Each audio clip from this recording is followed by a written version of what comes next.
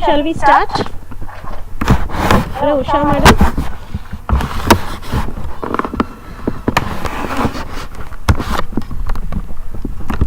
Hello, Usha madam.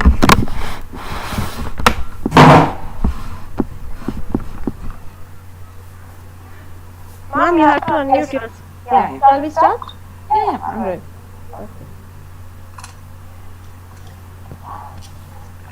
A mirthful good morning and my hearty respects to all the dignitaries, my dear participants, colleagues and friends. I am Dr. Manishri and on behalf of SNH Department, SV Engineering College, wish you all a Merry Christmas. I welcome you all for the Day-5 AICTE sponsored 1-week short-term training program on Harmony in the Workplace, Effective Interpersonal and Communication Skills, Phase 3, Desirous Dexterity at Career Concerns, that is, Life Skills at Workplace. Hope yesterday all our participants gained stacks of knowledge on the topics Recondite Revelation, that is self-discovery, by Dr. P. Madhurima Reddy, CEO and founder and entrepreneur of Peak Performance International Trainer, Love Inspire International Training and Solutions LLP. And also on the topic Elucidative Evaluation, that is critical thinking, by Dr. Ambari Saxena, Center for Sponsored Research and Consultancy, IIT Tirupati. Everyone knows that high IQ is not a guarantee for success, happiness or virtue. But with emotional intelligence, we could only get it. This emotional intelligence is twice or thrice necessary like as other skills. But this skill cannot be taught much in any of the institutions or organizations to enable us and to turn into stable employees and leaders in the future. Emotional intelligence is not really an intelligence, it's just a set of behavioral traits. Any area of profession might fail when leaders or employees are less connected to their emotions, and many studies have revealed this fact also. We confront many problems like negative emotions, behavioral issues, negative perceptions, poor communication, reduced productivity, lower performance, weak confidence, and damaging our credibility. So, today our resource person, Dr. B Usha, former Dean and HOD of SNH Department, SV Vedic University, will guide us on how we can overcome these problems by improving our emotional intelligence, and also how we can able to manage our emotions, manage social situations and relationships. So, but before going to that, let me take a privilege to introduce our TIRUPATI resource person, Dr. B Usha.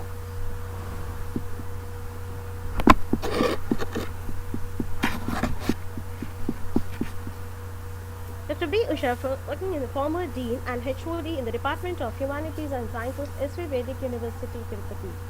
She has more than 35 years of affluent teaching experience and worked at various levels as Dean, Professor, Soft Skills Instructor, IELTS Trainer, Translator, Viva Examiner, Placement Officer, Administrator, and so on. She did PhD from SV University, Tirupati.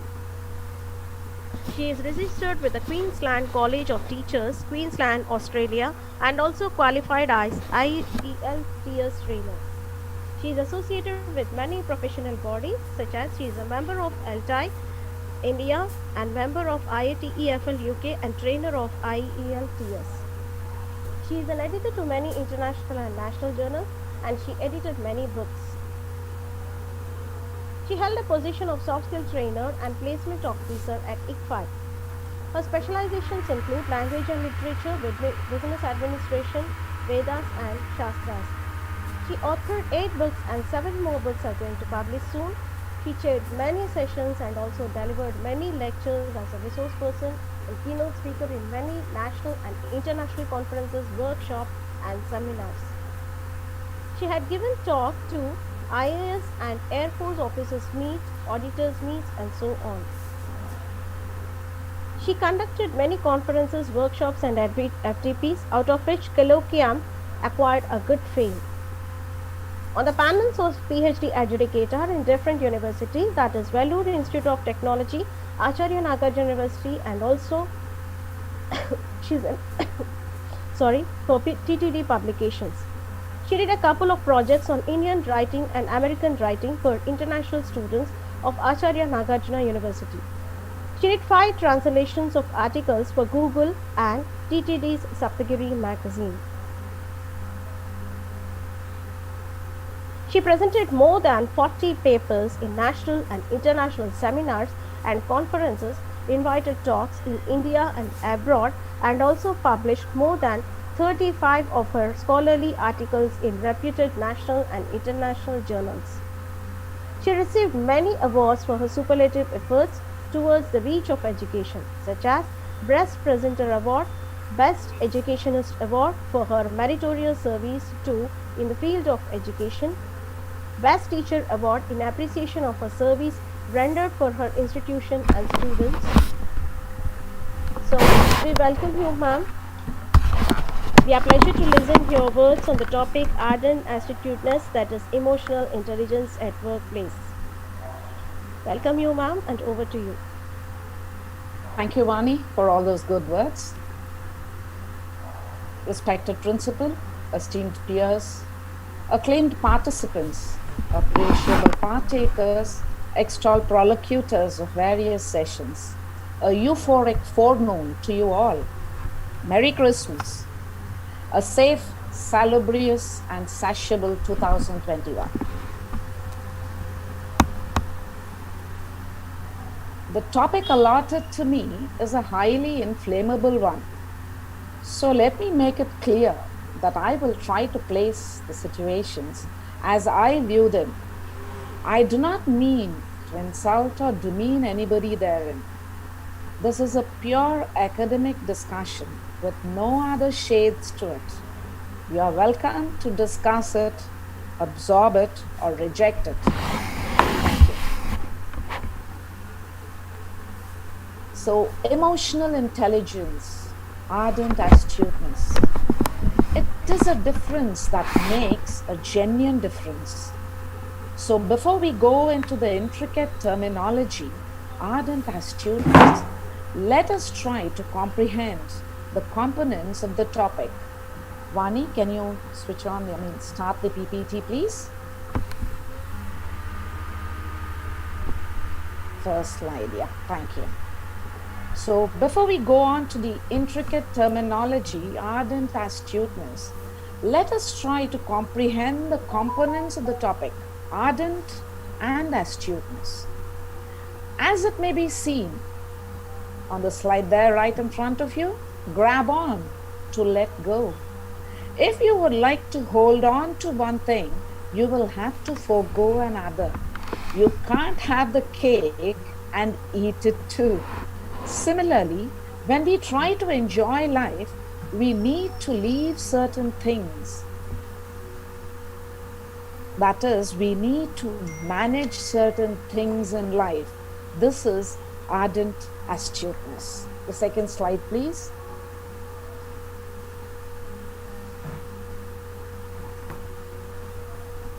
Third one, Vani. Let me first introduce you to the various basic emotions. Euphoria, the lightest of all emotions. It flips you off your feet. You start feeling heady and light.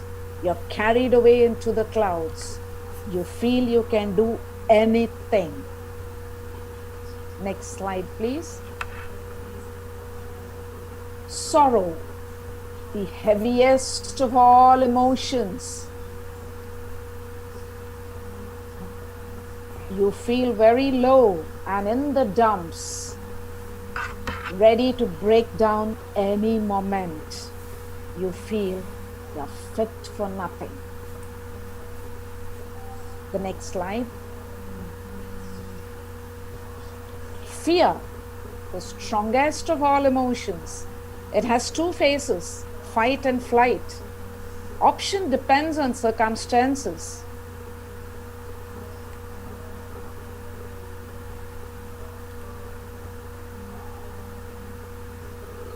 Option depends on circumstances, nature and nurture. The next slide, please. Love, the deepest of all emotions.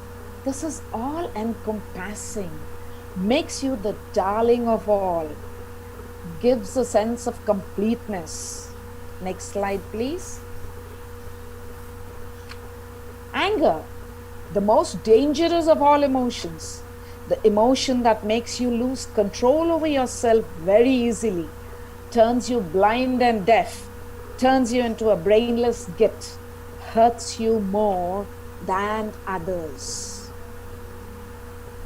The next slide, please. Courage, the most audacious of all emotions. Just look at that cat, how audacious it is, how courageous it is, isn't it? The emotion that leaves you bare and dauntless, ready to face any adversities.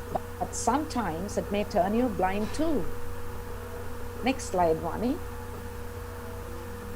Disgust, the most loathsome of all emotions, the opposite of love, the quality that can turn really detestable. It hurts you first before it hurts others. Next slide. Surprise, the most wondrous of all emotions, enjoying the unexpected, brings out your naivety. The next slide, Vani. That was just a sample of the ensemble playing live all the time within each one of us. Emotions rule our lives. They seem indescribable even to writers and poets. They are simultaneously elusive and subtlest ways of communication. Emotions let us, for the time being, call them passions, turn us blind and deaf to reason and relevance. A slight imbalance breaches harmony in our lives. Let us try to understand in today's session what emotions are, identify them, and the role played by them in affecting our behavior and determining the decisions we take. Differentiate them from their close cousins, feelings and moods. The various components contributing to emotions and how managing these components effectively makes us emotionally stable. How important it is to balance emotions for a hassle-free life, and how vital it is to use emotions intelligently, especially at the workplace. So let's go into the topic. What are emotions? Adapted from the French word, or rather adopted from the French word, émouvoir in 1579, which meant to stir up. The word emotion was coined by Thomas Brown in the 1800s. Technically speaking, emotions are neurological reactions to any stimulus. Emotions are physical and instinctive and can be identified and measured. Prior to 1579, the term was unknown, passions and sentiments being the only known terms. The term remains to date indefinable. Emotions are complex and result in physical and physiological changes that influence our behavior. The sources of all emotions are fears, desires, and passions. Initially identified emotions were love, joy, sorrow, anger, courage, fear, disgust, surprise, and peace. A careful scrutiny helps us realize that all these emotions are abstract. But the irony is that these abstract expressions have a concrete effect on our lives. We'll go into it in a while. Another important aspect of emotions is that at no time do we go through a pure form of a single emotion. It is always a blend of emotions. Say, for example, you're going out to work for the first time in your life, joining a new job. You'll be both excited as well as nervous. Just recollect another situation where, say, you're going to get married or you're going to have a baby, your first child. Then you experience joy as well as anxiety. So it is always a blend of emotions that comes in. And it is said that emotions are physical, and a few others say emotions are abstract. So now, how do we identify these emotions? If I say emotions are imperceptible to the human eye and they can only be felt, some of you might not agree, and most of you might be confused too. Your immediate doubt would be, ma'am, you just showed us pictures of babies going through different emotions just a while ago. How can you say they are imperceptible? We all saw them. Yes, true indeed. You watch the reflections of the emotions the people went through. Just as none of us can see ourselves except our reflections in the mirror, so also we cannot see our emotions. We can only feel them. And our faces are the mirrors of our emotions. Face is the index of the mind, isn't it? Next slide, please.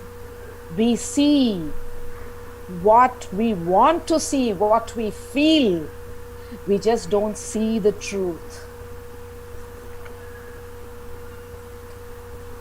Emotions are like guests. Their arrival and stay is for a short duration. They don't linger. They arrive, they provide a momentary surge of feeling and then depart. Maybe the reason for this is that expression of emotions involves spending a lot of energy, which an individual cannot endure for a long time. Very similar to our behavior when guests arrive, so also when emotions come in, they are just momentary for the time being. Guests are guests. If they stay on permanently, they become a pain in the neck. So also, lingering emotions morph into feelings and moods, which are painful to endure and harmful to persist. Now let's perceive the role played by emotions. The role played by emotions in our lives is very significant. These emotions that we experience each day are the ones that urge us into action and sway us into decision making. Be it either titanic or trivial, portly or paltry. Emotions comprise three elucidative integrants that play a vital role in the function and purpose of emotional responses. The first is personalized integrant, which elucidates how one experiences emotion. The second is tangible integrant, which elucidates how one's body reacts to emotion. And the third is the expressive integrant, which shows us how one behaves in response to emotion. Be it either a short durational emotion, such as a surge of exasperation at a colleague's behavior, or an extensively stretched out despair and dejection of a depleted relationship. The emotions we experience contribute in many ways to our behavior and decision making. For example, let's imagine a situation where a student is anxious about an approaching examination. The usual response to this stimulus is that the student starts concentrating more on his studies and spends more time preparing for the formidable. So naturally, the result is heartening. The emotional response to the stimulus becomes a motivating factor which culminates in joy. In order to remain emotionally content, a person usually adopts certain things in life and avoids a few others. This is nothing but an instinct of survival. Charles Darwin opined that humans and animals experience emotions that help in persevering and procreating. When confronted with anger or fear, a person takes recourse to fight or flight, respectively. But when going through love, a person seeks a mate. The role of emotions in the life of people is motivating.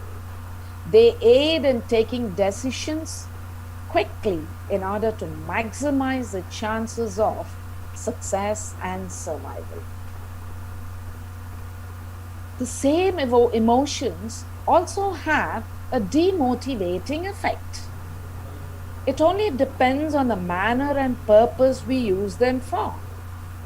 Taking a cue from the examples quoted above, if the student's anxiety reaches inappropriate proportions, there is every possibility that the student might self-harm.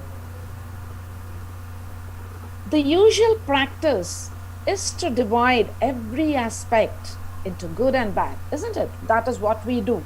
We say if somebody is talking, he's talking all good things, he's talking all bad things. Or how is he behaving? His behavior is good, his behavior is bad. This is a usual tendency we have. We usually divide things into good and bad. Similarly, we have emotions also divided into positive and negative. The common belief is that emotions like love, joy, sympathy are positive, while anger, fear, and disgust are negative.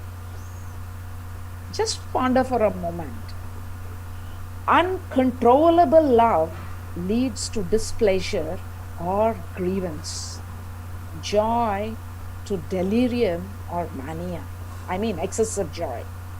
And sympathy to dependence and reliance.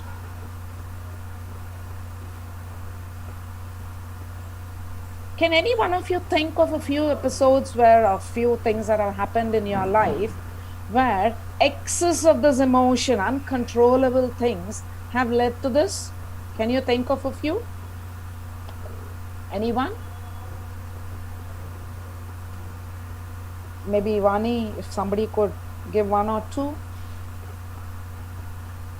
Okay, I'll start. I made the participants to unmute themselves, madam. Like if they want to speak, just they can unmute themselves and they can speak. Okay, so you're at liberty, ma'am and sirs. Those of you who would like to tell a few things, you can.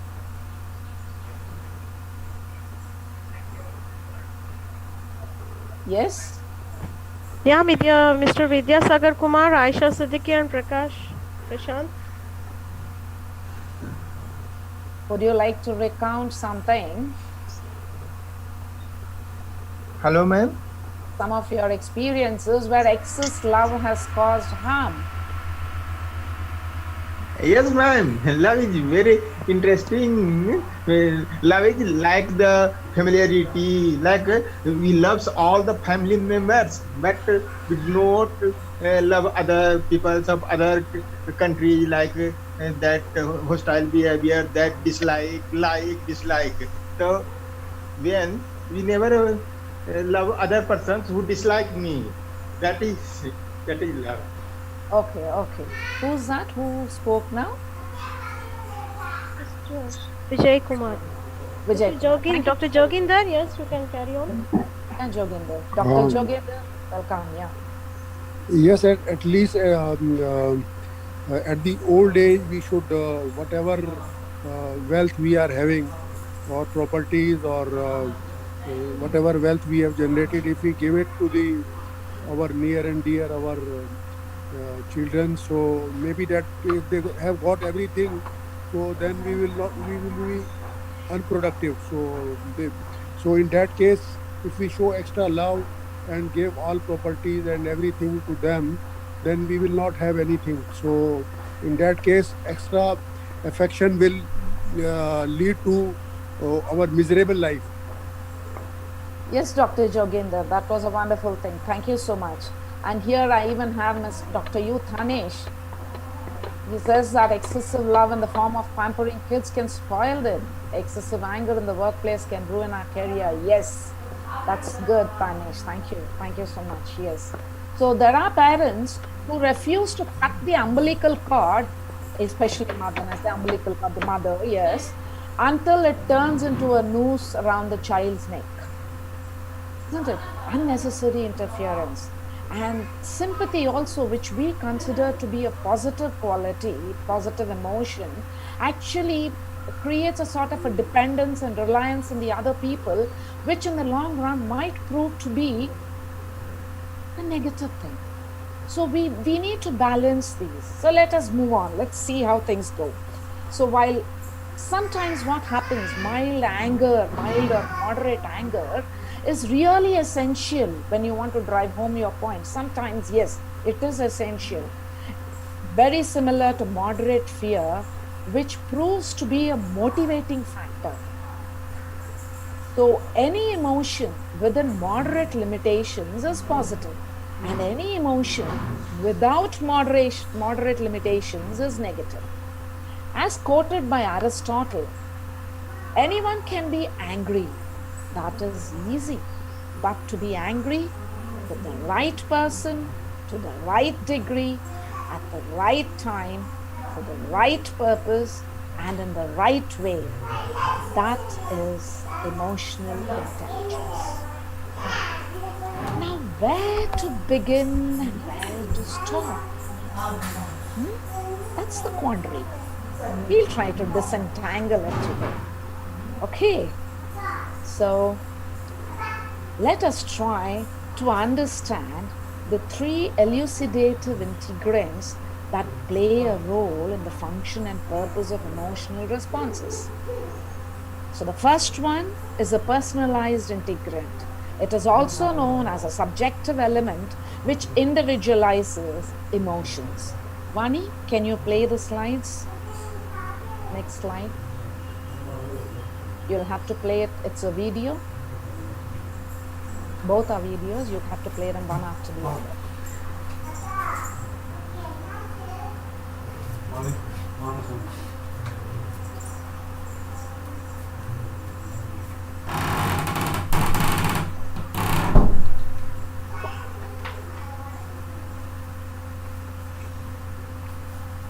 Next slide. You can play 3 slides in a row continuously. 1 second. And all the 3 are videos. Actually, you have 5 videos.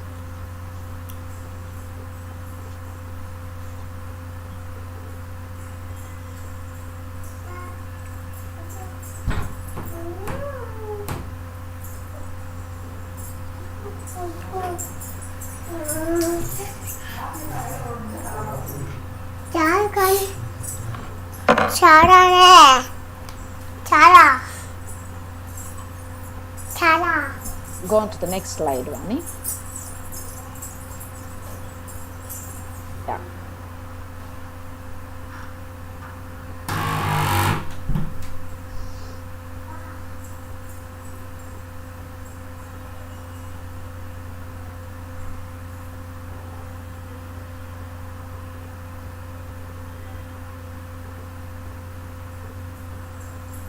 And the next one.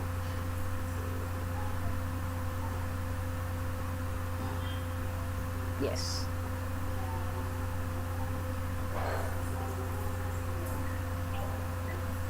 Play that, yeah.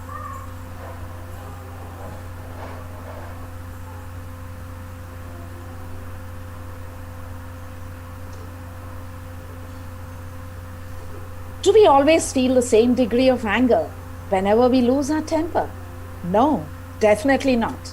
If a friend is teasing you and you're enjoying the teasing, you fake anger. When your younger sibling snatches your phone, you get annoyed as your phone may be dropped.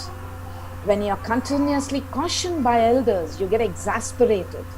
When you're unjustifiably blamed by the management, you feel irritated and outraged. If somebody tries to cause you physical harm, you experience fury. This shows that anger varies in intensity, from the mild annoyance to the raging wrath. Similarly, every emotion is experienced by individuals in varying degrees depending on the situations encountered. This multi-dimensional quality of emotions makes it personalized. Moreover, emotions need not always come single. They occur in pairs or in groups too. For example, you feel sad and angry at the same time, or happy and anxious simultaneously. This further bolsters the subjective or the personalized nature of emotions. Next slide, Vani. Let's recapture certain events from our past. Yes, play it, Vani. Play it.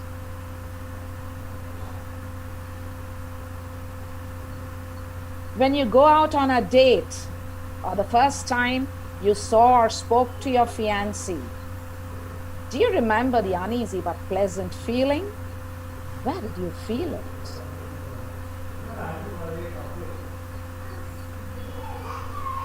The next one, please.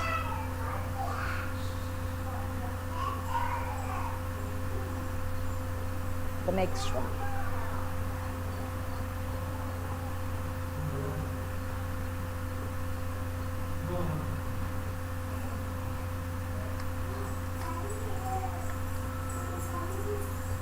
Do you remember, like, when someone that is closely related to you, yeah, play it one. Someone closely related to you has left you forever. Do you recollect the feeling of pain deep inside?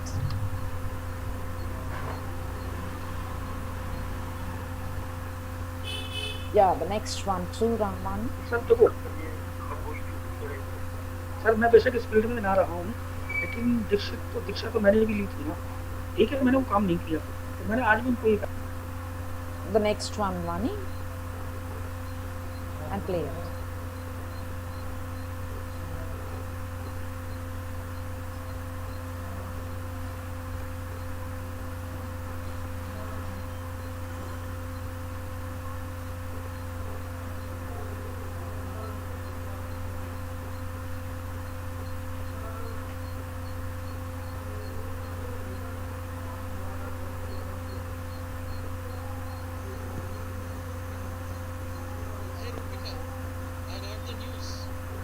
The university topper.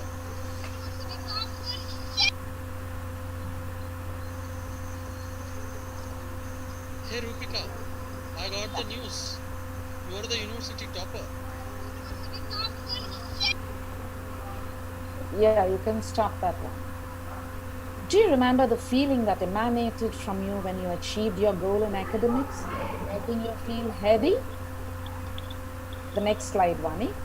Have you ever felt a lurching? One second. Yeah. Did it get stuck or something? No, just I'm muting the participants. Okay.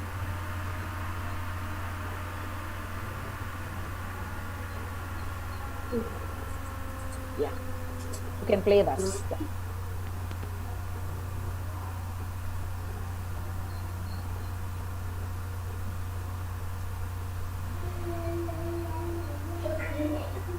Request all the participants to please mute yourself, otherwise I am forced to unmute.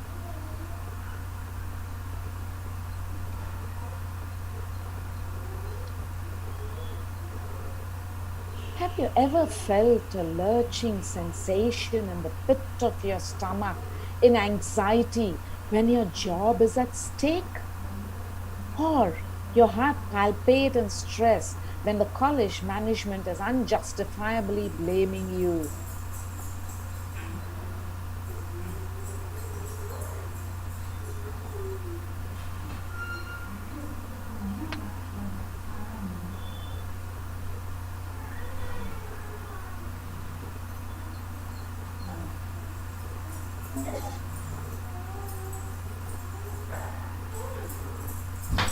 It's okay, Vani, you can go on to the next one.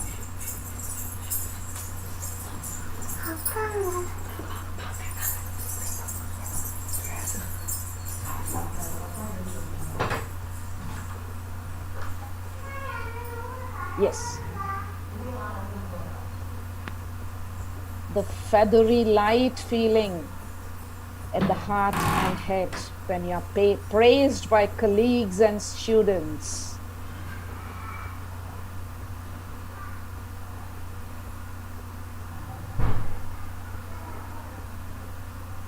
The next one, please. Or sweaty palms and racing heartbeat when you face something really scary.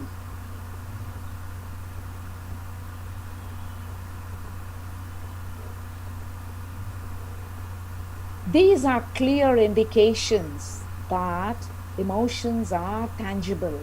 They induce physiological reactions.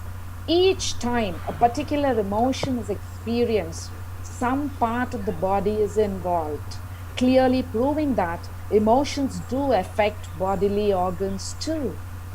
Different emotional stimulations kindle feelings hitherto unfelt. Not only are new feelings aroused, but there also occurs a change in our behavior that just happens and about which we remain unconscious of. If we take, for example, the first slide where I showed the love, where one boy is trying to show the love he has for a girl, the whole world appears lovely, loving, and lovable.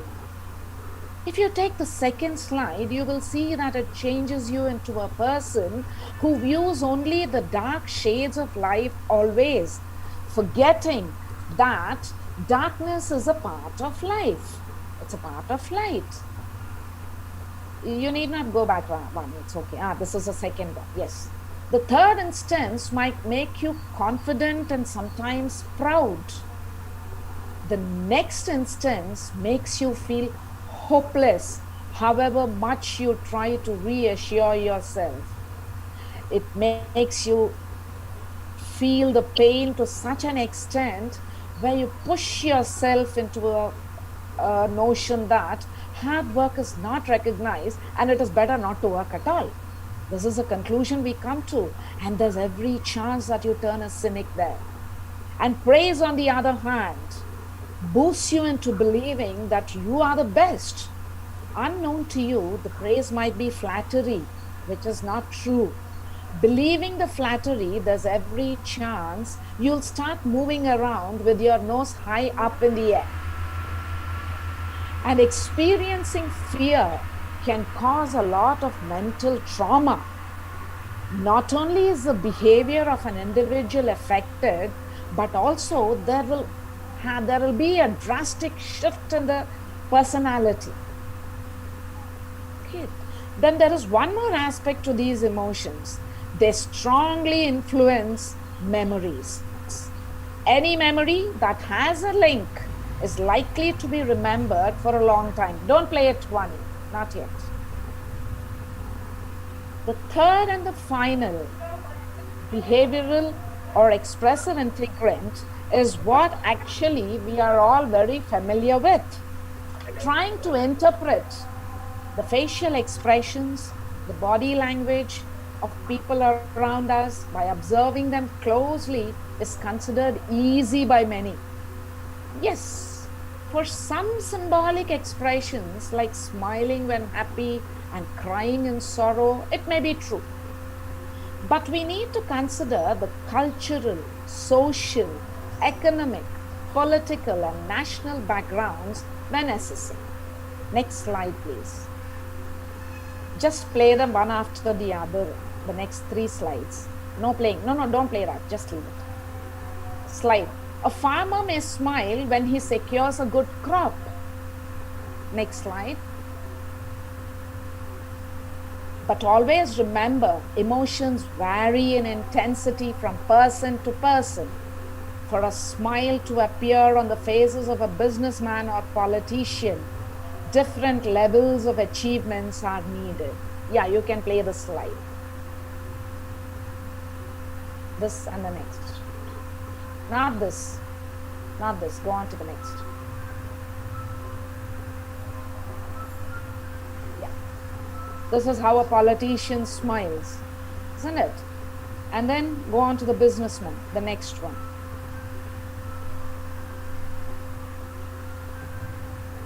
This one, ma'am? Yeah, please play it. This is how a businessman smirk, yes.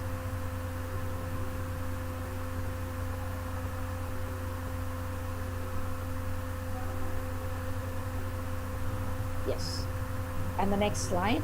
In case of children, there is no need for any stimulus because a smile comes most naturally to them.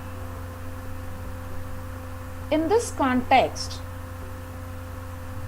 it is essential to appreciate the fact that emotions help others understand us better. It is important to provide others with information regarding the emotions we feel during our interaction with them. Our body language, no doubt, provides hints and facial expressions, easy reading material, but there might be some who cannot add one to one. So, it is necessary to make our emotions known, especially to family members and colleagues. By providing this information to them, we help them understand us better. Since social communication is an integral part of our daily lives and relationships, others understanding our emotions is just as important as we understanding the emotions of others. This helps us in building strong, meaningful, and long-lasting relationships with family, friends, colleagues, and acquaintances. So we need to be aware of the emotional expressions of those around us in order to gather wealth of information that is provided therein. Emotions, it should be known, serve a variety of purposes. They can be fleeting, persistent, powerful, complex, and life-changing. They not only motivate us in many ways and provide us with tools and resources for interacting meaningfully with our social compeers, but demotivate us in some ways and prove to be the reason for our foolish decisions and their consequences. The basic emotions, as we've already been talking about, that are experienced by all people irrespective of culture, race, religion, nationality, have almost identical features of expression. For example, happiness is expressed through a smile on the face, a relaxed stance, and pleasant ways of speaking, while sadness is expressed through crying, dampened mood, lethargic movements, quietness, withdrawal from public. Fear, on the other hand, is expressed through widening of eyes and pulling back the chin, attempts to hide or flee from threat, rapid breathing and heartbeat. Wrinkled nose and curled lips are the symbols of a person feeling disgust. An angry person frowns or glares, taking a strong stance, raising voice, puffing and fuming, and might also end up hitting and kicking. Surprise is an emotion that makes people raise eyebrows and open mouths in wonder, jump back, yell, scream, or gasp in disbelief. Elaborating the influence of emotions on behavior and decision making, let us unbiasedly evaluate the behavioral changes as we see them and make a note of the decisions we take unprejudiced. Infants are innately happy and cheerful. They exude joy with their presence. That is the only emotion seen in the infant. They cry not in sorrow, but when they experience some physical pain. As they grow up, they imbibe qualities that foster other emotions like anger, fear, hatred, envy from the surroundings. Have you ever observed children fighting while playing? Leo Tolstoy's short story, Little Girls Are Wiser Than Men, provides food for thought in this respect. Children fight, but forget and forgive instantaneously. Their emotional outburst doesn't prolong into feelings and moods, disturbing relationships. But the reverse happens in the case of adults. They get so deeply entangled in their emotions that they are unable to disengage themselves from the emotional slush. Forgiveness may not transmute the past, but it does transform the future. The next slide, please. And please play the skit soon. Sorry, one. Please play the skit.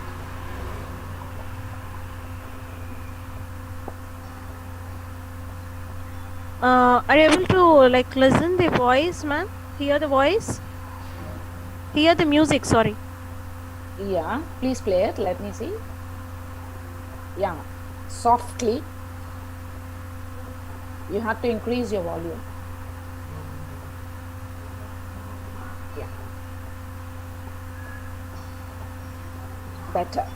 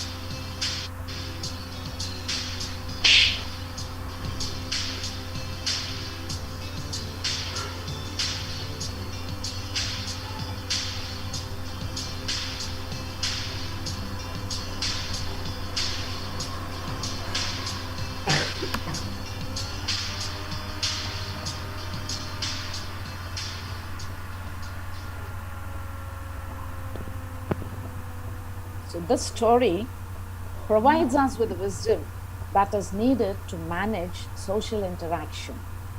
The little girls enter into an altercation on the spur of the moment and come out of it gracefully, while the parents who get involved respond to emotions and stretch them to extend into feelings and moods.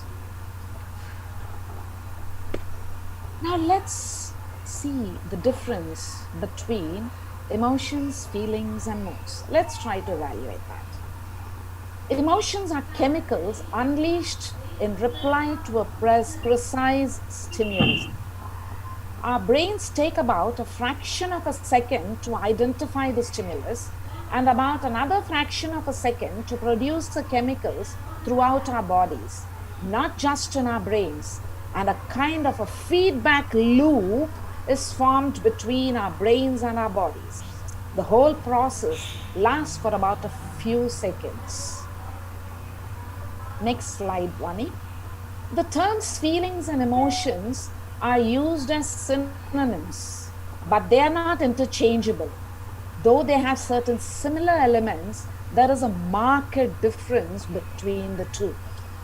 Feelings happen when emotions are thought about. That is, when we allow the emotions to be absorbed in. English language uses the word feel for both physical as well as emotional sensations. Example, we feel cold on a winter's day.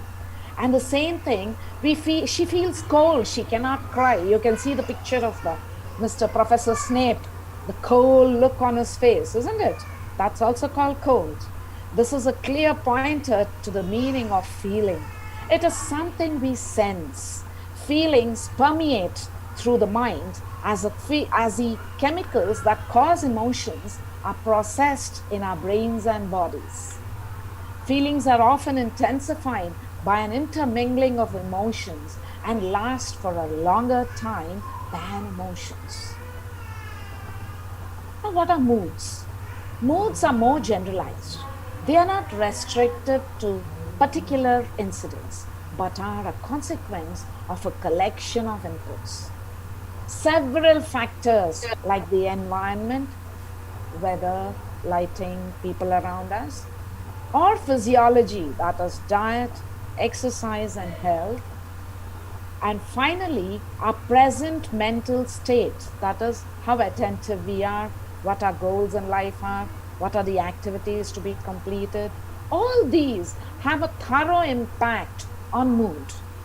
It can last from minutes to days. Emotion is a tag that is used to label the basic sense of feeling one experiences.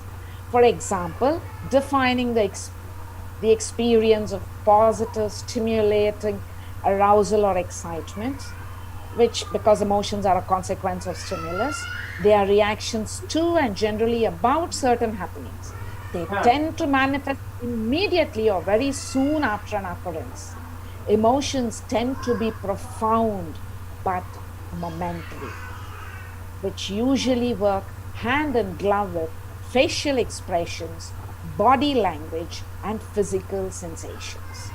They have the potential to mold or metamorphose into or modify moods. Moods are not as profound or acute as emotions and can have a less distinct, instantaneous, or evident cause. They generally continue for a considerably prolonged period of time than the brief and transient emotions. Usually, moods need not have a concrete source. Let's say, for example, when you wake up in the morning, you just suddenly wake up into a bad mood. What is the source of it? It's very difficult to identify. At times, a mood may be persisting after effect of an emotion, as in a situation where you are abused by somebody and you get angry.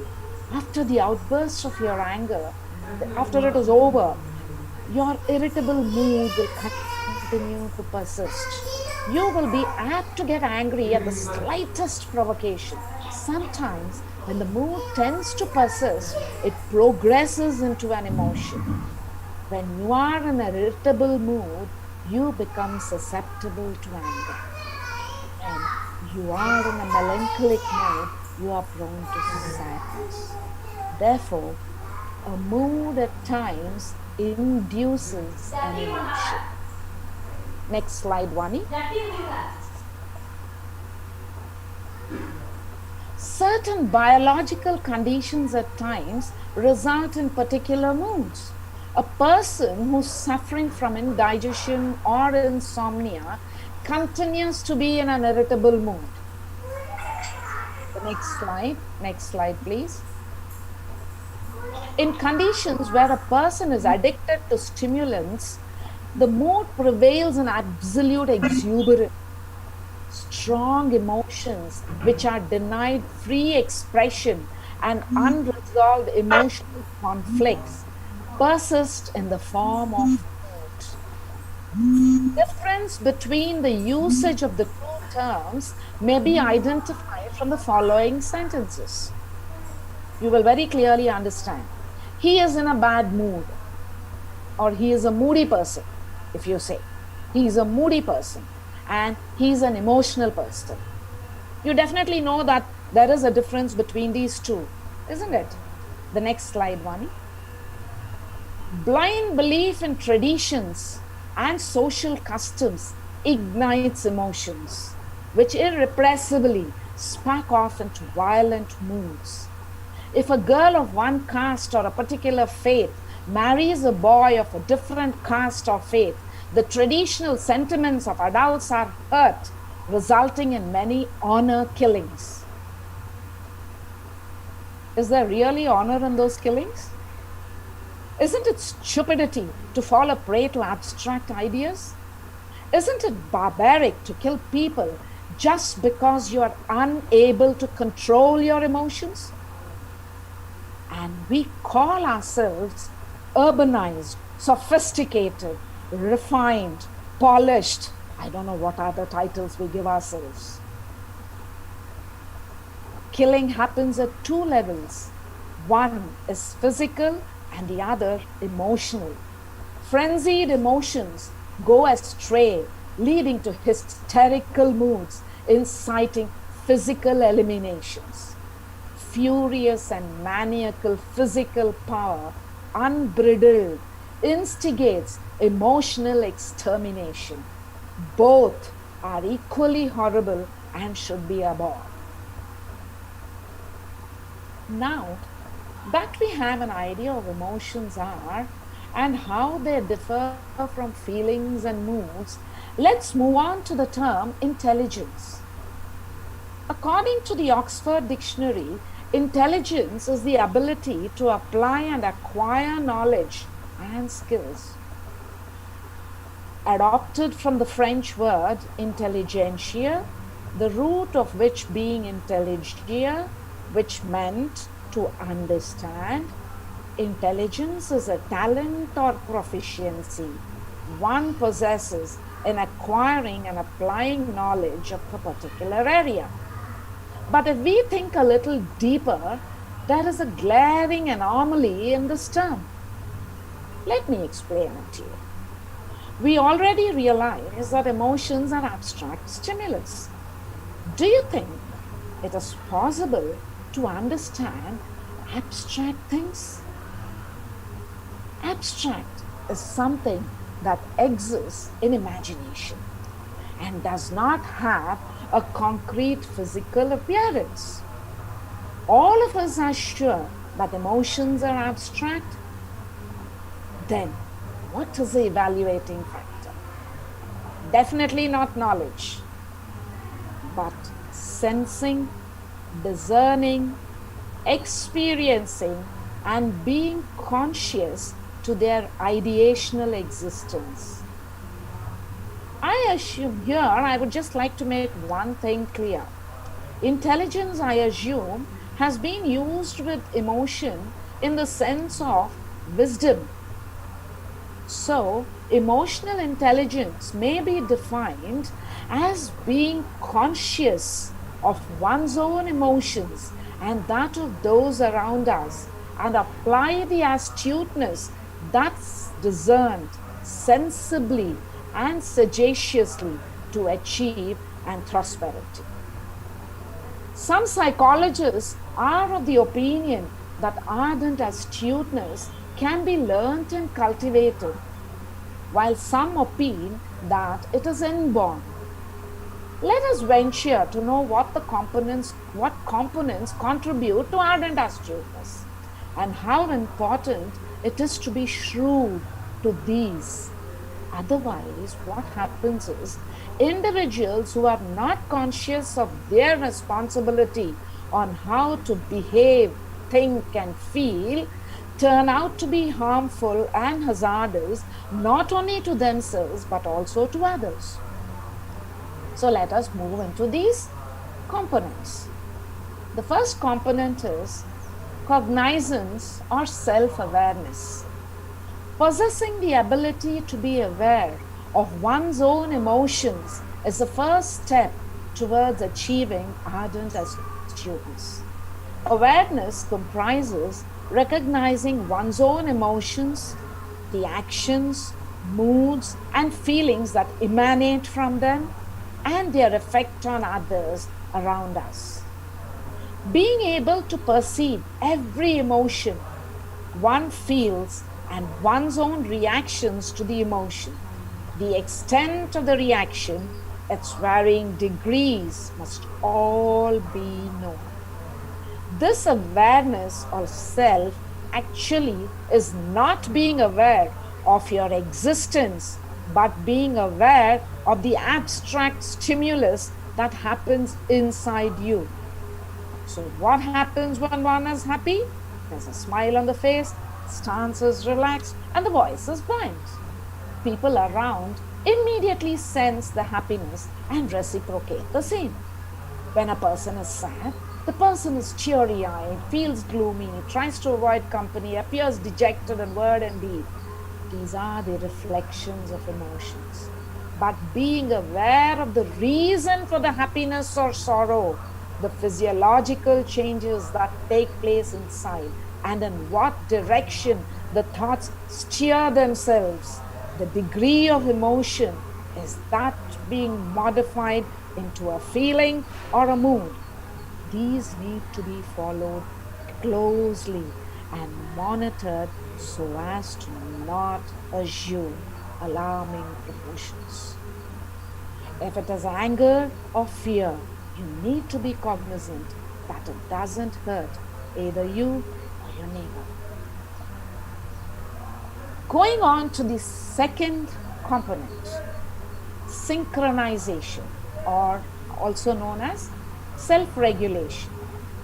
In addition to being aware to one's own emotions and their impact on others, ardent astuteness equips you with the ability to regulate and synchronize your emotions. This doesn't mean locking down emotions as we have locked ourselves up during the COVID-19. It's not locking down emotions and hiding your true feelings. It simply means waiting for the right time to place and a place to express them. Next slide, please. Can anybody from among the participants tell me, what do you call a person who hides pain behind his smile, his or her smile?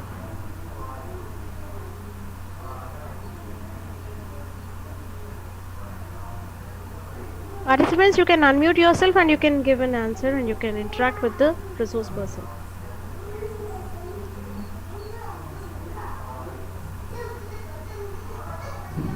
Yeah, anybody has any idea?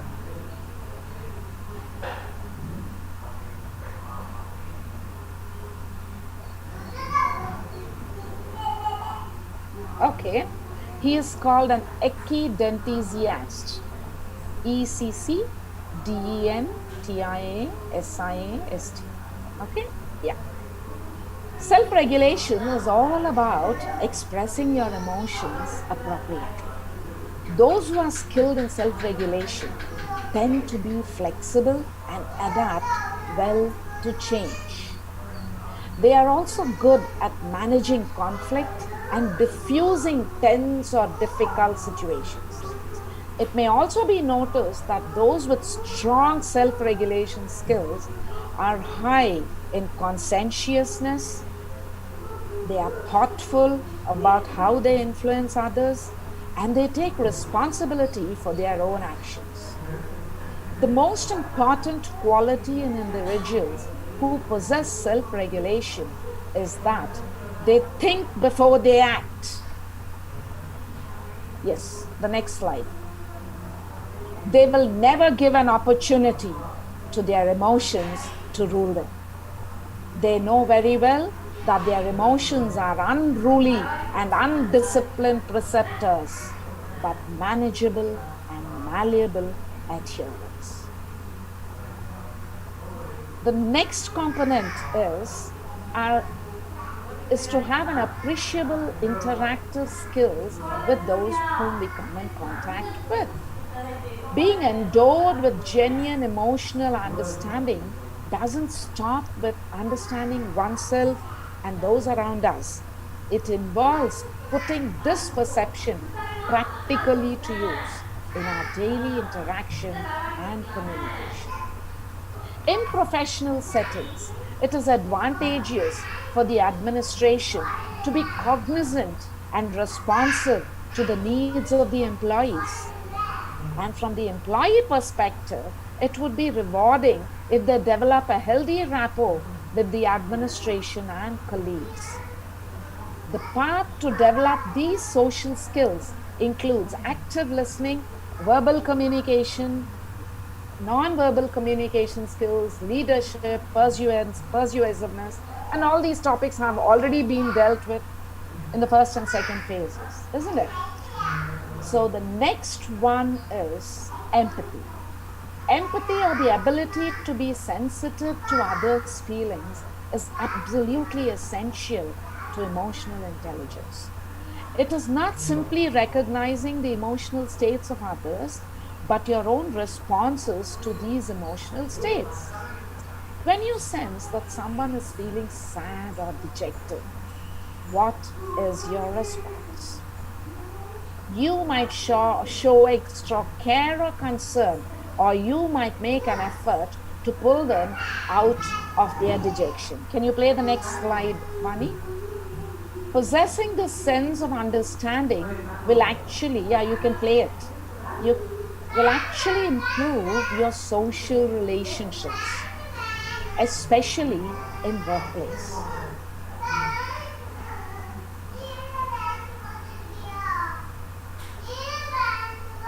You can see a person who's dejected, who feels low, and then how do the other colleagues respond to him?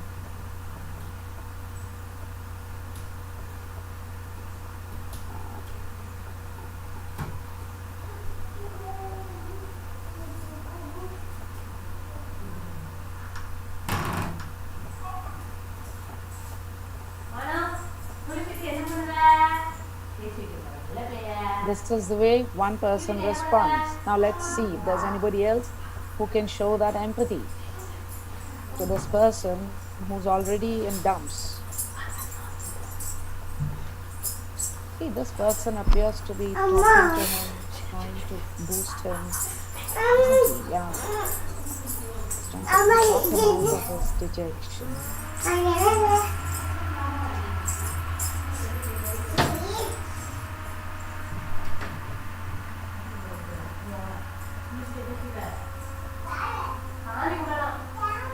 He's trying a lot to bring the person out of his frustration. I think he's asking him to come somewhere. Yeah, he is. This person, let's see if he responds. He's still pondering. Okay. Yeah. I think, yes, there's a smile. He's responding. That's wonderful, isn't it? Yes. Possessing this sense of understanding will actually improve your social skills, especially in the workplace. But again, here a word of caution, because we have to be conscious of the fact that there will be certain people who train themselves to be experts in projecting empathy without actually experiencing it. And thereby they wield power over the emotionally weaker people. So remember that tenderness and kindness are not signs of weakness and despair, but they are manifestations of strength and resolution. The next component that contributes is innate and inherent drive and enthusiasm, which play key role. Individuals who are motivated from within, those who have their goals set, or those who give scant thought to these materialistic rewards like fame, money, recognition, and acclaim, are those that can be called emotionally wise. Their passion to fulfill their own set needs and goals and therein attain internal rewards like peace, happiness, and contentment is of primary importance to them. Such people are action oriented. They are their own competitors. They are the first to grab initiatives and work with commitment. They seek to better their previous performances. Looking up to motivation from external factors ties you up to the quest. It is like trying to light your path with a candle to reach your goal. When there is light within you, guiding you, you proceed with confidence. Remember, the tungsten filament is inside the bulb, not outside. How to light the inner light again points to cognizance or self-awareness. For example, you're fully aware of the consequences in taking a leap to change some aspect of your life, but you tend to be drawn back by fear or apprehension, sensing a calamity. Self-motivated individuals will sure know that unless they overcome fear, they cannot achieve their goals. The next point or the next component is being visibly unambiguous. Sometimes, though people are aware of themselves, they might struggle to actually share or portray their emotions in an understandable manner to others. Individuals bestowed with ardent astuteness not only understand others' feelings, but they are also able to express their own appropriately. Now, what do you mean by appropriately? Imagine, for example, you have had an awful day at work. You have been blamed for all that went wrong at your workplace. You are tired, frustrated, and angry. And the most inappropriate way of expressing your emotion, mind it, inappropriate way of expressing your emotion would be entering into an argument with your colleagues at the workplace or with your spouse after returning home, which will help you release all the ire. But just give a second's thought at what the consequences would be. Harmony at workplace or at home would be disrupted. You will be left with a feeling of guilt that will haunt you for many days. On the contrary, an appropriate way of dealing with it is talking it over with your colleagues or your spouse, going for a walk outside, and planning for a better tomorrow. Next slide, Vani.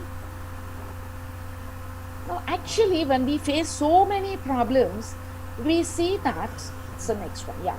We need to ascertain the root of this frustration. Why are we getting unnecessarily frustrated? You can keep playing it. One. Identifying the source of emotion correctly is another quality or component of ardent astuteness. See, you're being overburdened with work, and there are people who keep coming to you for help or for their own work. And because you're being overburdened by your boss or the higher authorities or the management, you need not show your ire or rage at those who come to you. You need to identify the source. What is leading you into frustration? It is not the friends or your acquaintances that are approaching you, but the extra stress that is there, that is working on your mind. Now you can see in this, the person has been working. He's been overworked. And when somebody comes to him for help, how does he react?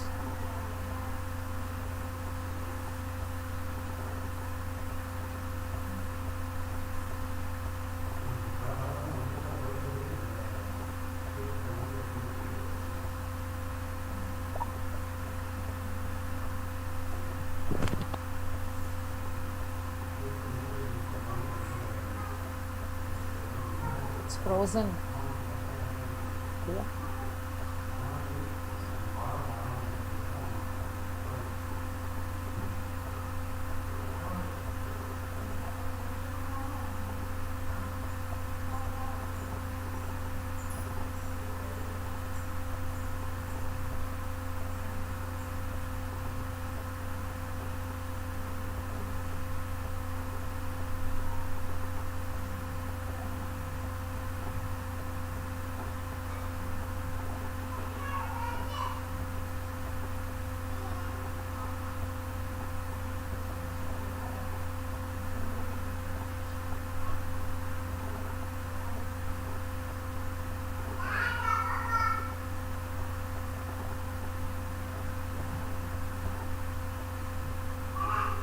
So he's getting exasperated at the load that's being put out of him. Yeah, he's not able to tolerate. But still he's working. He continues to work.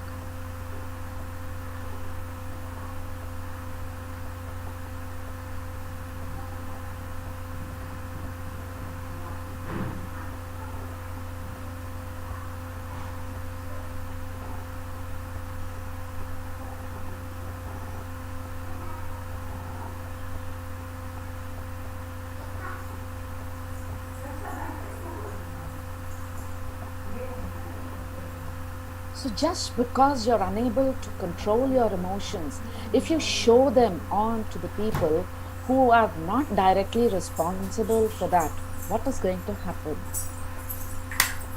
Just stop for a second and analyze yourself. Are you really angry with your colleagues' interference, or is there an underlying cause that has nothing to do with your colleagues' behavior? Have you been stressed out because of all the extra work dumped onto your shoulders by your boss? And are you trying to give vent to your spleen here? An astute individual will be able to ascertain facts and identify the source of emotion and then regulate it. It is easier said than done in the present prevailing situations. It might appear very easy, but it is quite difficult because in reality, our lives are complicated and entangled. Identifying the source might prove to be really tricky in this world of mess. So what we do is we just let out our anger on somebody else. As Buddha said, holding on to anger is like grasping a hot coal with the intent of throwing it at someone else. We should remember that we are the ones who get burned first. Now let's move on to the importance of ardent astuteness at the workplace. Ardent astuteness is widely recognized as a valuable skill that helps improve communication, management, problem solving, and relationships within the workplace. It is also a skill that can be improved with training and practice. It is believed that these qualities contributing to emotional intelligence are inherent. They come through birth, but the qualities can be nurtured too, provided the individuals are keen on improving their abilities to understand and reason with their emotional skills, which help in building interpersonal relationships and teamwork at workplace. Before we embark on learning how to become ardently astute, please, Vani, can you play the next video? Let us listen to this song.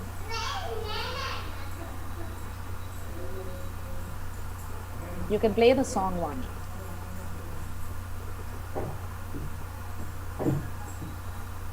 Start at the very beginning, a very good place to start. When you sing, you begin with do, re, mi.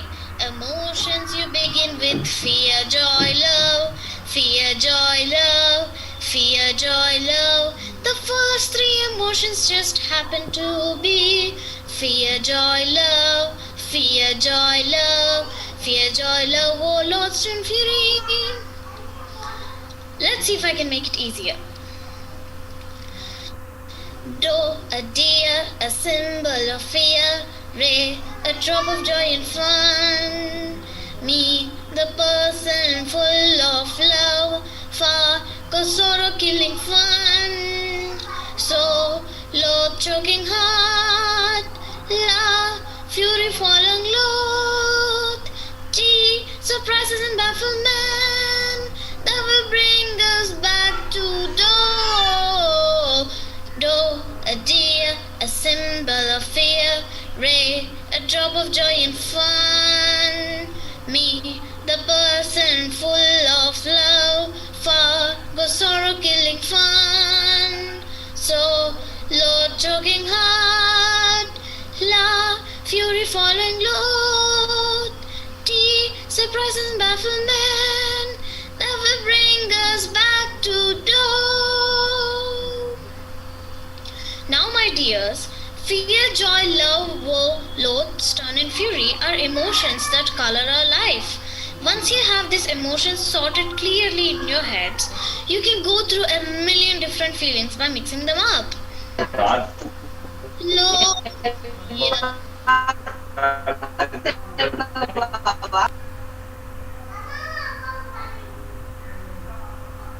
fury, sorrow, love, fear, joy.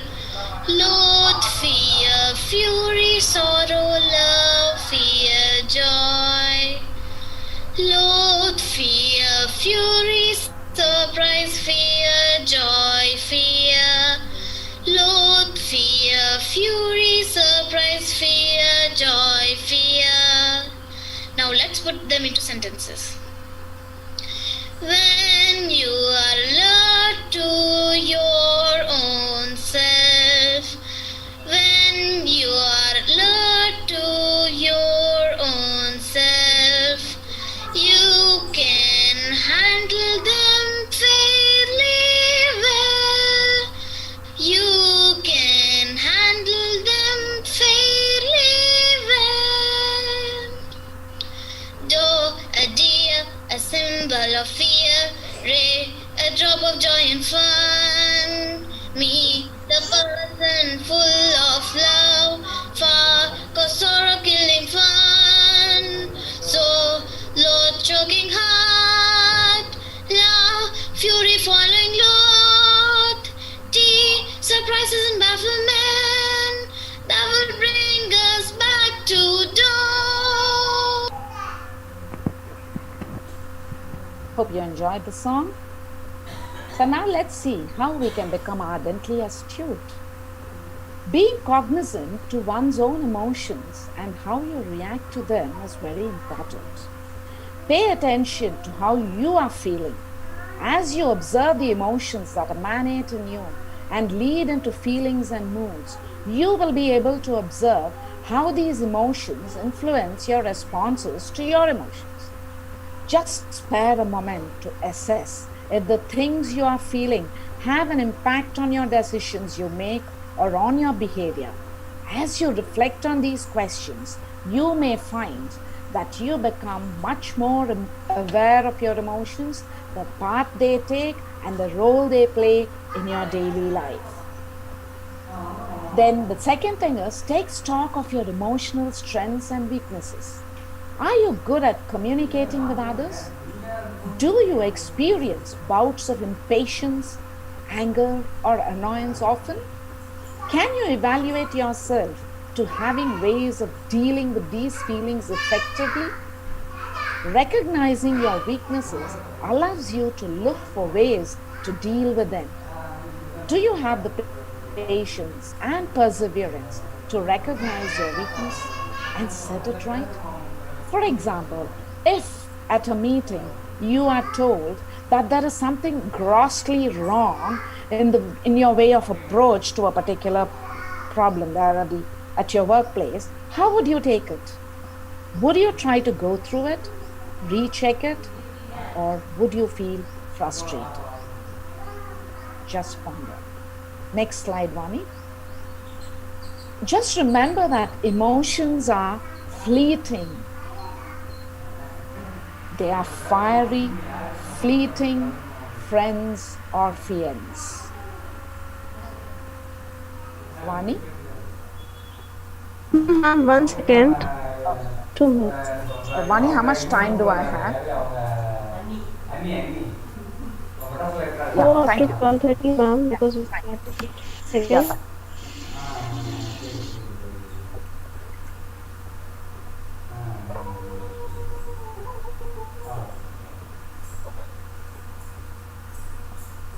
You have to see the screen, ma'am.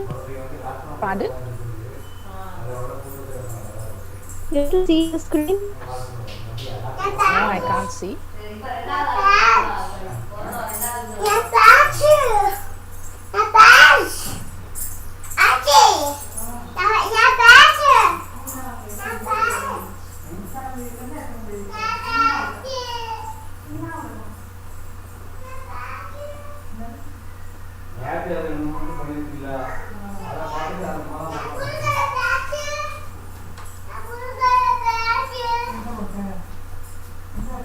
Any problem?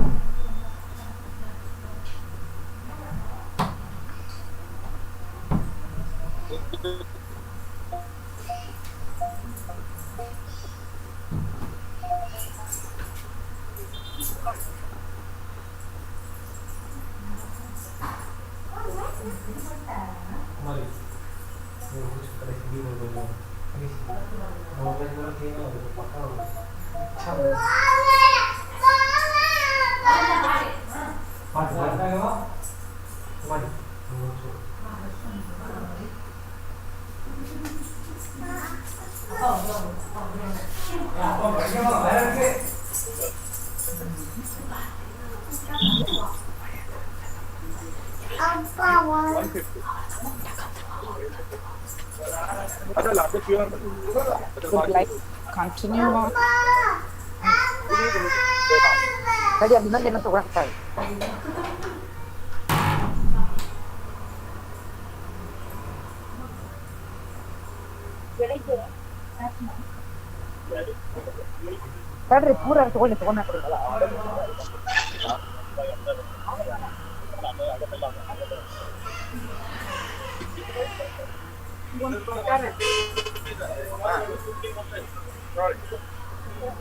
Vani, would you like me to continue?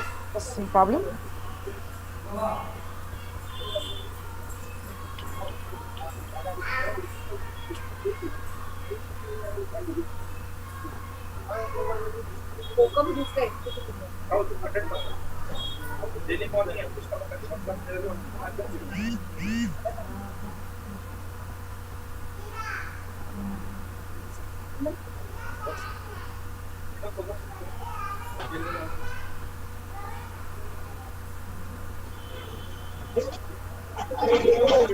Am I audible? Yeah, you are audible now, Vani. Hello. But there's a lot of disturbance. Like got disconnected. Sorry for that. Sorry. Yeah. Try to mute the participants once again.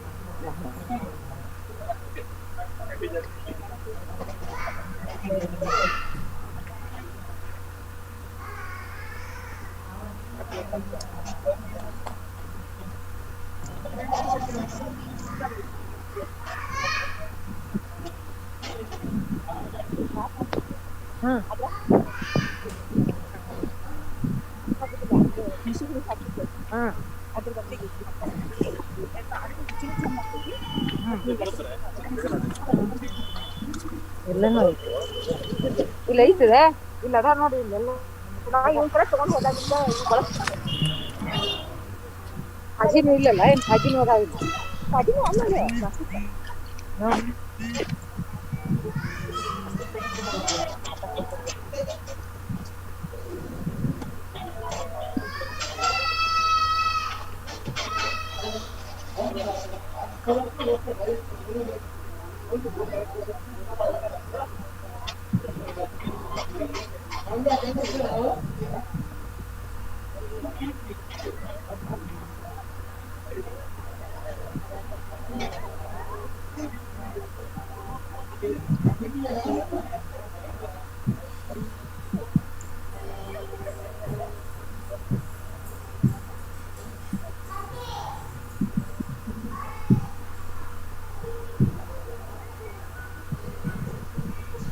Just tell me when you're ready, Vani. I'm here, Ronnie.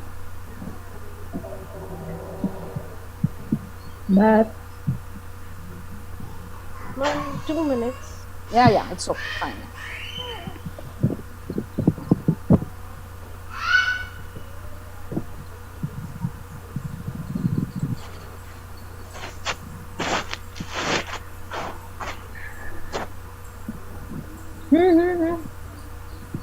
देखो घूम गया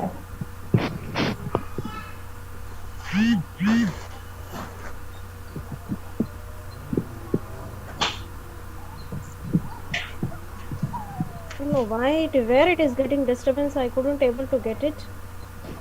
Okay. Oh.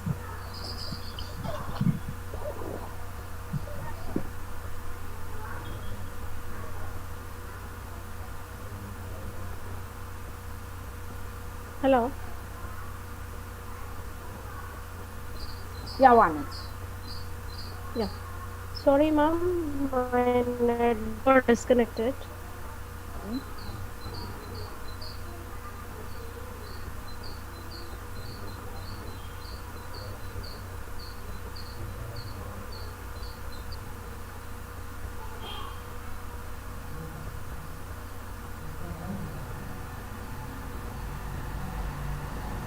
Are you able to see the screen, ma'am? I can just see that. Yeah, yes. I think you'll have to go on to the next one. The next one, yes. No, you can start that, yeah. Thank you. So let's get back. Yeah, emotions are fiery, fleeting friends or fiends, depending on how you respond to them. A fellow worker might be exasperating. A student might be infuriating. Boss might have assigned an annoying task.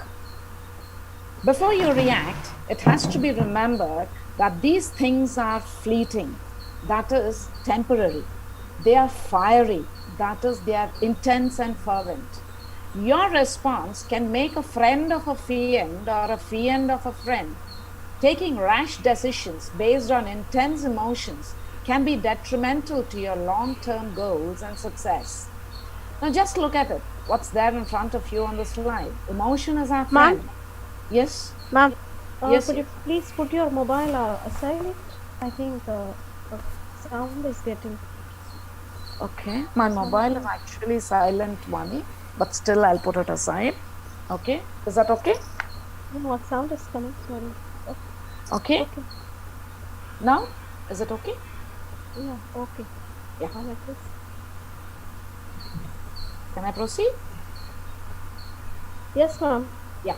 So, freedom to express, reason to deduce, intellect to think, enthusiasm to act, naivety to be clear of deception, and discipline to regulate ourselves. Emotion is our friend. But once we lose the power to reason, that is, think logically, then the same friend becomes a fiend, filling us with fear, ire, ego, narcissism, which leads to disaster. Ma'am, I think it's a fan sound or what? There's no fan. I haven't switched on anything here. Maybe it is a sound in the distance. We have a temple here and people have been singing loudly from morning because it is Vaikunta Ekadasi today. Maybe it's that sound you can hear, but still I have my earphones. Previously it was not like that, madam. Now it is getting... I don't know. I'm clear. No, stop. Again it's getting... There's absolutely nothing here. I'll just switch off my iPad also in case you wanted. Yeah, closed it. I put my phone also far away. Birds chirping voice, madam. Birds are chirping outside. I can't stop them, Mani. I stay in a place where it's all around full of greenery and I have lots of birds in my garden. Yeah, that I cannot stop them. Okay, fine. So I hope that's going to be the background music. You can take it like that. Okay. Find techniques to release workplace stress. Developing hobbies help you relax and relieve stress. Next slide, Vani. Hobbies help you let out the steam that builds in at the workplace. Hobbies are perfect alternatives. Next slide, Vani. Hobbies are perfect alternatives to workplace stress. Secondly, the positive results from exercising regularly neutralizes the negative impact of emotions at workplace. As the adage goes, a sound mind and a sound body. Regular exercise helps you retain flexibility and restrain the flighty. Another way of overcoming or becoming ardently astute is to keep your cool. Realize and accept the fact that nothing is predictable. It only shows that nothing is in anyone's control. It is human nature to add spice to the cooking dishes. Dishes might be tasty if spices are added, but excess spices added spoil the dish. Similarly, spices being added to emotional outbursts and responses will only land you in the soup. While responding, search for helpful ways. Don't opt for ways that will add fuel to fire. The next two slides, Vani, one after the other.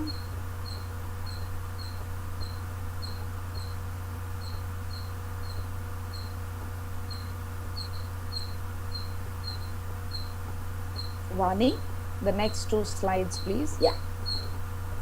Think before making decisions. Emotions are exhilarating, they are overwhelming. But once the moment passes by, they turn bland. Hence, maybe you could enjoy the fleeting emotional moment, but take decisions once the excitement cools off and you are in a calmer state of mind. Only then will you be able to take rational and purposeful decisions. Let your heart be brainy, and brain will remain hearty. They go hand in hand. It is considered that individuals possessing emotional intelligence are those that are adept at social skills. They are capable of observing and understanding others' emotions and body language and respond suitably. This is one criterion that is highly valued at workplace as it leads to better communication and positive team building. By building a strong rapport with co-workers and administration, they are able to communicate their ideas effectively. Leadership qualities come naturally to such people. They are capable team players. To boost your social skills, we need to listen to what others say. It doesn't mean just passively listening. Listening actively and attentively includes asking questions and providing feedback. An active and attentive listener, be it either a manager or a team member, send clear signals that they are passionate and committed towards achieving the goals set by and for the team. Pay attention to the non-verbal communication. Equally, if not more important, is a non-verbal communication. Body speaks the truth, mind tries to hide. The signals that people send through their body language can convey a lot about what they actually think. So, if one is able to read these signals, miscommunication can be overcome. Hone your persuasion skills. That's the third point. Being able to carry influence in the workplace and convince team members and supervisors to listen to your ideas can go a long way in advancing your career. The next one is avoid office drama. Presently, politics is ruling the roost in every sphere of activity. The field of education proves no exception to it. Actually, educational institutions have turned behinds of such activities. However hard you might try, it is difficult to keep away from these politics without compromising on your ethics. But try your best by remaining neutral and put in your best professional efforts. Be aware of the fact that conflicts are not always avoidable. Focus on listening to what others have to say and look for ways to solve problems and minimize tensions. Emotionally intelligent people are good at stepping into another person's shoes and understanding how they feel. Empathy is more than just recognizing how others are feeling. It also involves how you respond to these emotions. In the workplace, empathy allows you to understand the different dynamics between colleagues and supervisors. It also allows you to recognize who holds power and how it influences the behaviors, feelings, and interactions that flow from such relationships. Follow your heart, but take your brain along. See things from the other person's point of view. It can be challenging at times, especially if you feel like the other person is wrong. But rather than let disagreements build up into major conflicts, spend time looking at the situation from another's perspective. It can be a great first step towards finding a middle ground between two opposing points of view. But being flexible always will make you an infirm individual. So be cautious on how you tread. Pay attention to how you respond to others. Do you let them have a chance to share their ideas? Do you acknowledge their input, even if you disagree? Letting others know that their efforts have merit often helps everyone feel more willing to compromise. Acquiring the highest financial status, designation, and fame are stupendous achievements. But people who are emotionally intelligent in the workplace are usually motivated by something beyond these normal things. They are passionate about what they do. They are committed to their work. They aspire taking on new challenges, and their enthusiasm appears contagious. In fact, obstacles and hurdles inspire them into working more passionately. They persevere to achieve their goals. Just as a coin has two sides to it, every job has two sides to it. You may like one and dislike the other. Focus on the aspect of the job that provide you with a sense of achievement rather than brood over the unappreciated aspects. Optimism helps you see the brighter side of life. It doesn't mean that it ignores the darker side. Optimism makes you aware of the darker side while it keeps you going on the brighter side.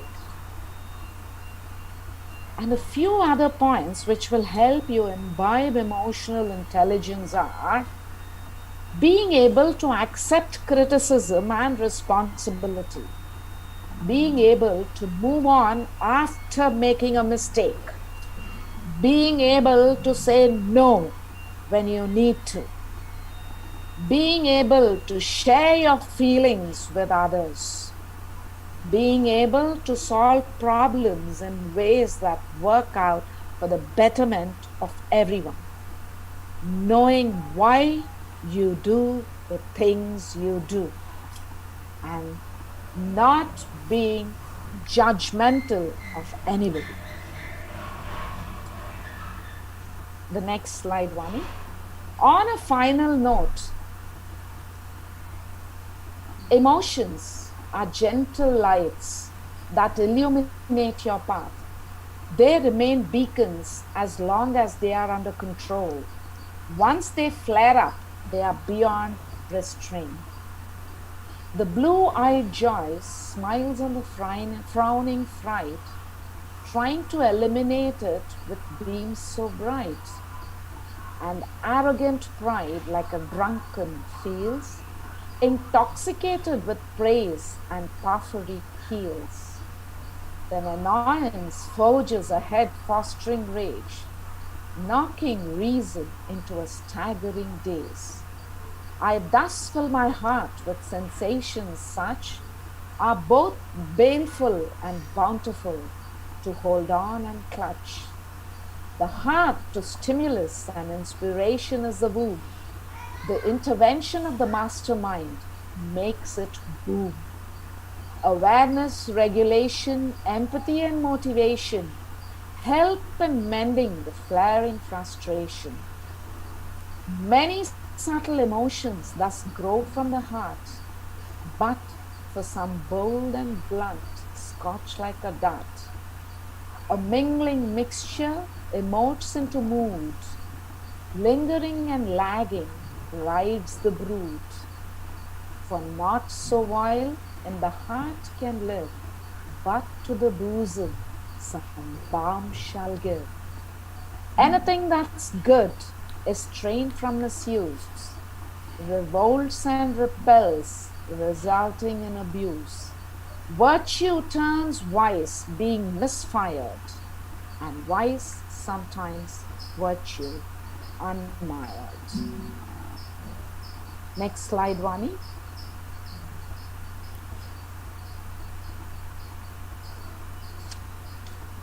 Composure, assurance, restraint, and elegance.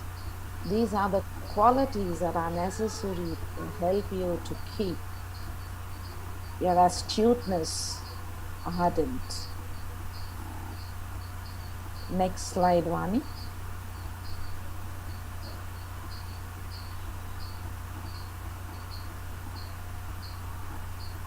And thank you for the excellent opportunity given to me. I thank the principal, the convener, the coordinator, every one of them for giving me this opportunity. Farewell. Thank you so much. You can play the song, Vani.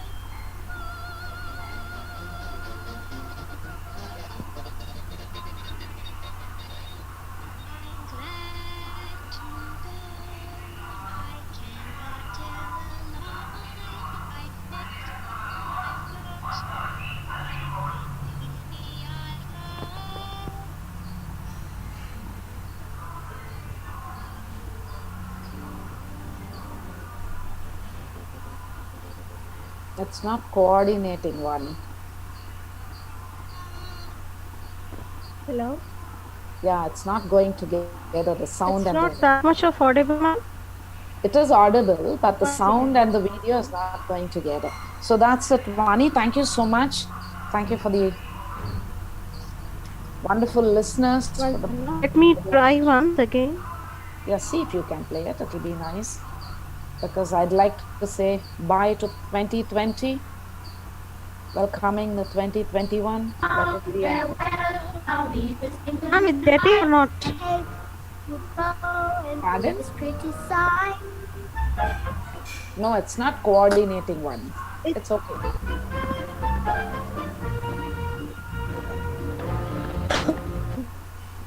They're not going together. It's fine. It's from the Sound of Music. People must know the song. I just wanted to say farewell. Bye. That's it. Yeah.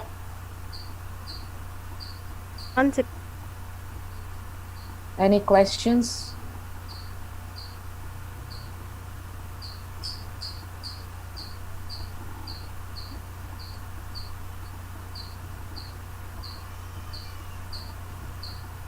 Ma'am, 2 minutes.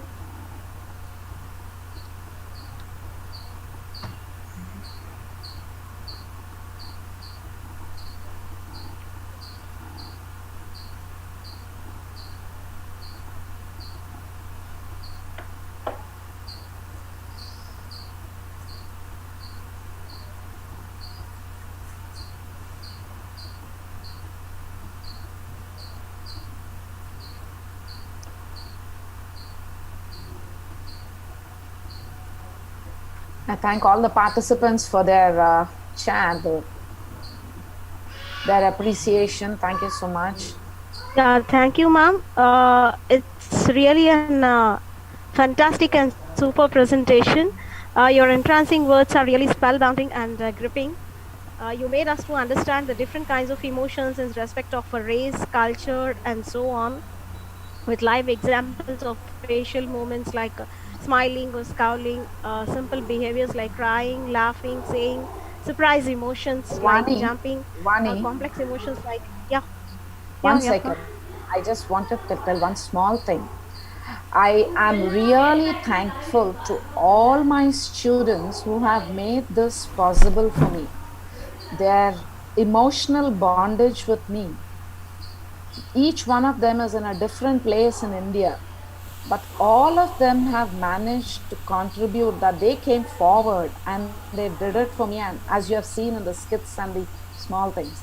And the most wonderful thing was, one of the students' grandmother, she saw her grandchildren doing all this, and actually I asked one of the girls to dress herself up as an old woman. But the grandmother came forward and said, I'm going to contribute to it, and she did it.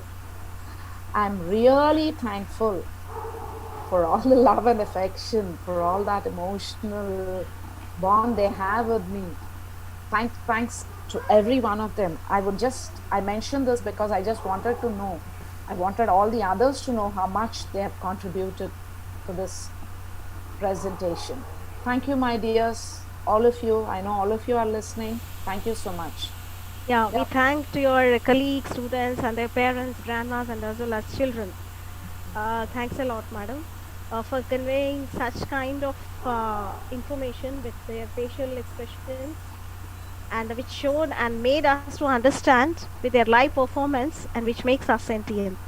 You made us to know and try to be a master in managing our emotions and how we have to avoid our angry even in stressful situations. Definitely the accurations given by you will increase our ability to look at a problem and calmly find out a solution and make excellent decision makers, to look ourselves honestly, accept criticism as well, and able to know when to use it and to improve our performance and achieve our goals to be successful in our life. Thank you, ma'am. Thanks a lot. And ma'am, one request, I think now my internet connection is being stable now, so let me try with the video which you. Okay.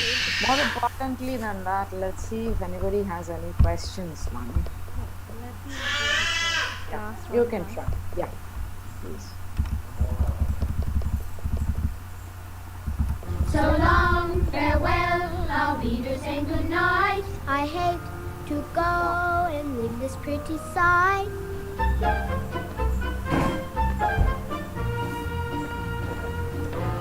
It's not. So long, farewell. Still, it's not getting, ma'am. It's not coordinated. Yesterday night when we played it, it was wonderful, Vani. It came out well, no? Even for me also it is getting, but I don't know. Yeah. But somehow it is getting distorted here. That's okay. Yeah, participants can post their questions. They can ask their questions and they can interact. And making.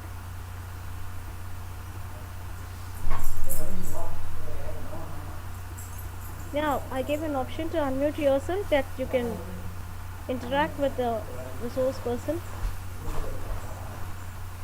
Ma'am, Fine. Yeah, yes. Jayant, yes, Mr. Jayant. Good afternoon. ma'am, there are some people with extreme anger, ma'am. They says that anger of them is uncontrolled. Okay. The question is whether the emotions can be controlled or not. If yes, then how, ma'am? That was what the session was about, Jayant. Okay, but just let me see. Usually this is what we suggest when we go out to train others or something like that. What we suggest is, when you're angry, first try to talk about it, think about it. What is bringing about this anger in me? See, you just can't say, Mama, we are just getting angry, because when you want to control your anger, you have to make a voluntary effort. Many people say that yoga, all these things, meditation, all these things bring about the so-called control. But do you really think that if you just sit there with closed eyes, you will be able to overcome your anger?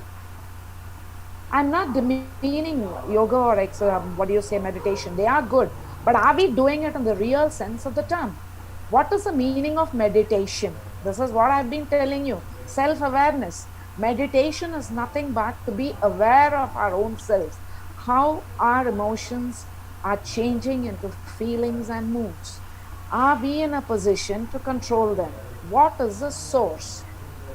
So once we try to do that, this is what we call yoga and meditation.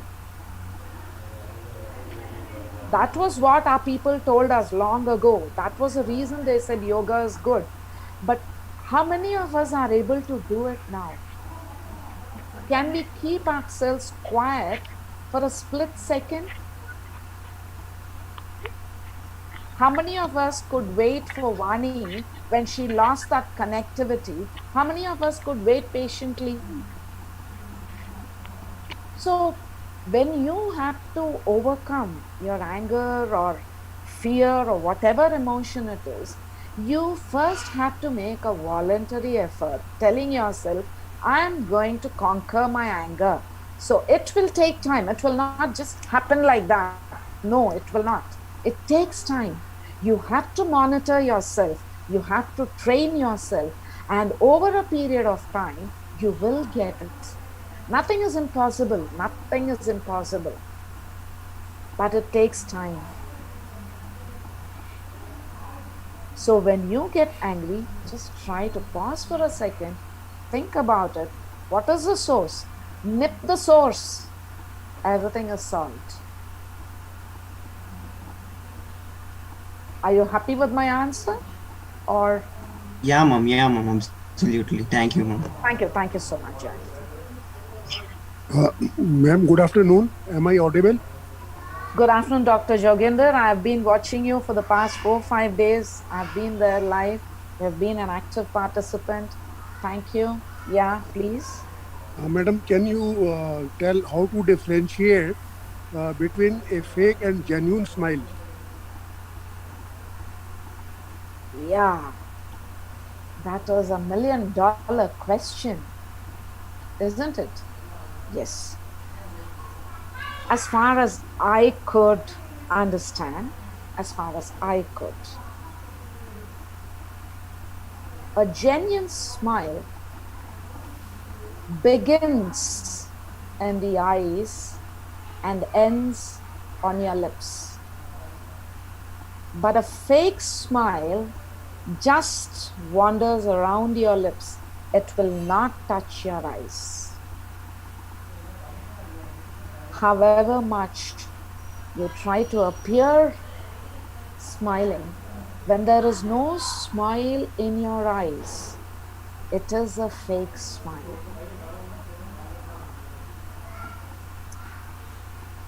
Yes, madam. Thank you. Wonderful answer. Thank you. Thank you.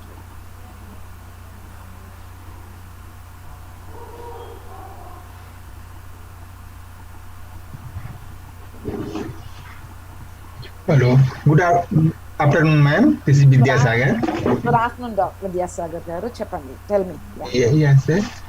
We feel that most of our worries and concern about the others' feelings, what others think about me.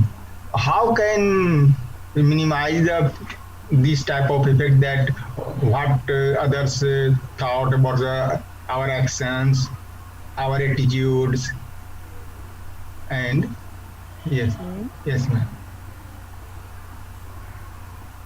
Vidyasagar, you're asking a very big question that is there in our culture. Let me tell you, it is imbued into the Indian culture. We are not bothered whether we are happy or not. We are just bothered about what other people think about us, what other people talk about us. So what happens in the process? We are unable to be ourselves. That means we are wearing a veil, a garb, another covering over ourselves. And what happens in the process is that we have to maintain two identities. For a second, if every person thinks and feels, okay, why should I bother about what others think?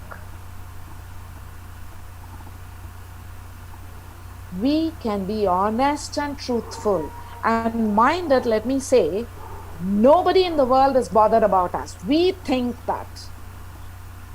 We actually, to tell in fact, nobody is bothered about us because they have their own problems, they have their own goals, their own ambitions, their own things that they have to reach. But we feel that when we say we, every one of us feels that. We think, oh, somebody is thinking about us in this way. I have to live up to their expectations, especially in the present apartment culture where people live close by. We feel that, okay, if this person does this, the other person also has to do it, or much better we feel. If one person has bought one type of, say, a 15,000 rupees refrigerator, the other person has to buy a 20,000 rupees refrigerator. Or if my son has got, this person's son has got a first prize, or the daughter's learning dancing, then this person's son or daughter also has to cross that. So this is what is happening. This comparison is actually ruining our lives. We are ruining our own lives and also the lives of the children. As I was already mentioning in the talk, this is the main reason for the honor killings, so-called honor killings we are talking about. What is my neighbor going to think if my child is going to marry another person who belongs to another caste or creed? So, yes. Why? Who is bothered about us? Nobody. We have to first realize that we have to live lives for ourselves. See, when you go onto the flight, what is the first thing they tell you when you're sitting in the flight? They ask you to wear the seat belt. And the next thing they tell you all the precautions that you have to take. They'll tell you when there is a problem in the flight, an oxygen mask will come down. Please wear the oxygen mask first and then help the others. If you have a small kid also, first wear the mask and then help others. What does it mean? If you don't do it for yourself, both of you are going to collapse. So unless, this doesn't mean selfishness. I'm not saying selfishness. But it has to be opted for, because unless you think about yourself, unless you are comfortable, you will not be able to contribute to the society. You will not be able to contribute to your family, to your loved ones, or to the society. So it is always important to just remove that feeling from you. Somebody is looking at me, somebody is commenting about me, or somebody is looking down upon me. No, nobody has the time. Live your life for yourself. Is it okay with you, Sagar, or do you have anything else? Yeah, thank you. Okay, great, ma'am. So. Thank you so much.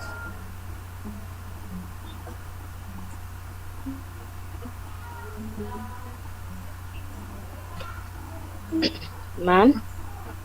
Yes. Yeah, good morning, ma'am. Good morning. It was an excellent session, ma'am. Very nicely, very useful. Hello? Hello. May I know who's speaking? I'm Tripura Sundari, ma'am. I'm Tripura Sundari. Thank you so much, ma'am. Tripura Sundari, ma'am. Yeah. Can you say something about emotional blackmailing? There is something called this term, no, where even kids do and even husbands do. Like, if you do this to my parents, so it's an emotional blackmailing, no, ma'am. So can you say something about this? Okay. Ma'am, yeah. Yes, ma'am. Emotional blackmailing. I just want you to speak something about emotional blackmailing. Just give me a second. Let me put my thoughts, because I just can't blurt out something. Yeah. Thank you, ma'am. Now, this word blackmail is a very funny word. If you just look at it, now somebody tells you, if you don't do this for me, I'm going to harm you in this way.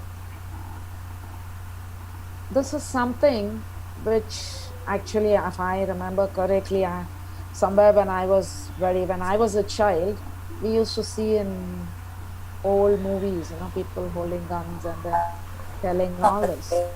But today this has become a regular feature when we emotionally blackmail people. We also emotionally blackmail. Now, what is this emotionally blackmailing? Am I audible? Hello? Yes, ma'am. Now, what is this emotionally blackmailing? Now, as Tripura ma'am was pointing out, children blackmail, husbands blackmail, wives also blackmail. Yes, everyone does it. Now, where do you think it starts?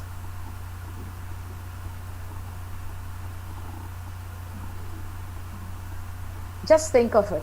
When you are bringing up your kids, you are feeding them, and you say, okay, we are going to have this food, otherwise somebody is going to come and kidnap you. You create a sort of fear in the child. Then the second step. After the children have grown up,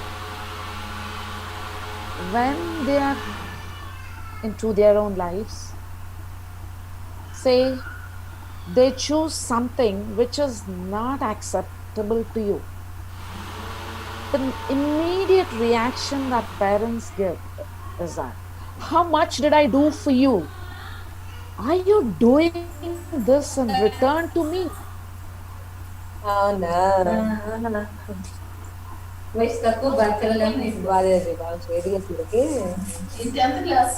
Hello. Who is speak? Request audience to please mute yourself. Can I continue, Vani? Yes, ma'am. Sorry. So what are we doing to the children? Aren't we emotionally blackmailing them? I did this to you when you were a kid. I looked after you so much. I nurtured you. I went into every little thing you needed. And what is this you're doing to me? You're choosing your own life. You're not going with what I want you to be. You're choosing a different profession. You're choosing a different, mate, a life mate. Is this what you give in return to me? This is what we ask them, aren't we?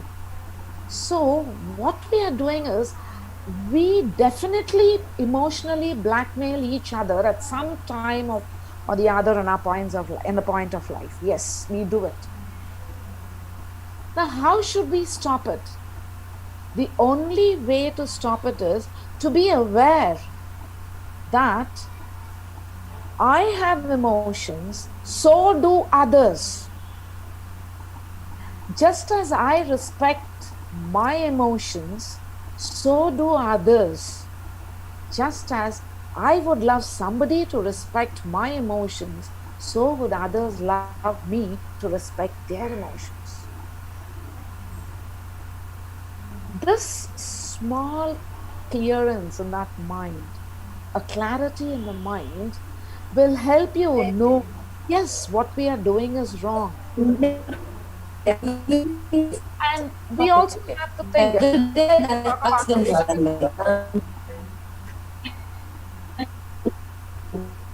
Yeah. Hello, ma'am. Am I audible? Yeah, a little bit disturbance is there. I don't know if it's my net connection or yours. I don't know. Yeah. So just let us remember that in spite of somebody trying to emotionally blackmail you, as you call it, why should a person be emotionally blackmailed? See, you just cannot.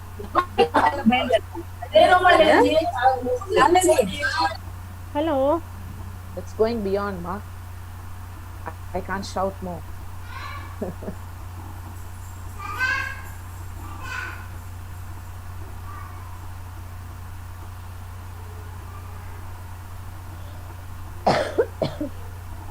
Thank you, Vani.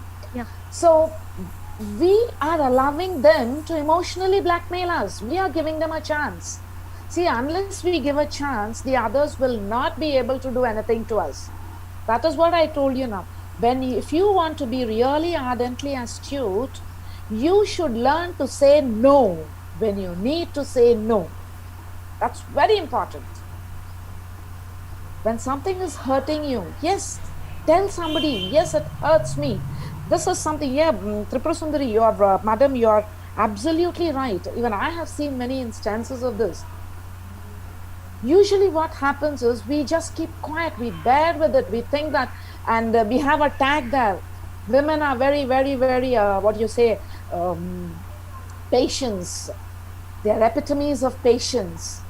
This is a crown, a thorny crown that is put on the heads. I'm not saying you shouldn't be patient, but what I'm saying is when it really hurts, you need to say no. You need not be rude, but you can be firm. There is a difference between being firm and being rude. You can be gentle, yet firm. Hope you're happy with the answer, or do you need me to elaborate? Tripura Sundari ma'am? She's not there. Okay, fine. Yeah.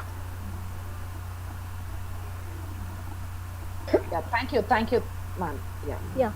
Listen to message. So, ma'am, I think it's 12:35. Have to close the session. Sorry, first of all, my heartfelt sorry to all the participants and also to Usha ma'am for this technical glitches and that problem. So thank you. Your words serves like a beacon to us and to achieve success, ma'am. Thank you. Thanks a lot. It's fine, Vani. You had nothing to do with the technical problems. We all understand. Thank you so much. Thank you, everyone. Have a good day. Merry Christmas once again and a Happy New Year. Yeah. Ladies and gentlemen, now let us have a lunch break and we will rejoin at 2 p.m. for the session on the topic Reason Data Regulation, that is goal setting, by Dr. K. Sunita Reddy, Professor and HOD of SNH Department, Tirupati. Feedback link is posted in the chat box and it will be also posted in the WhatsApp groups. Thank you. Thank you all. Thank you, madam.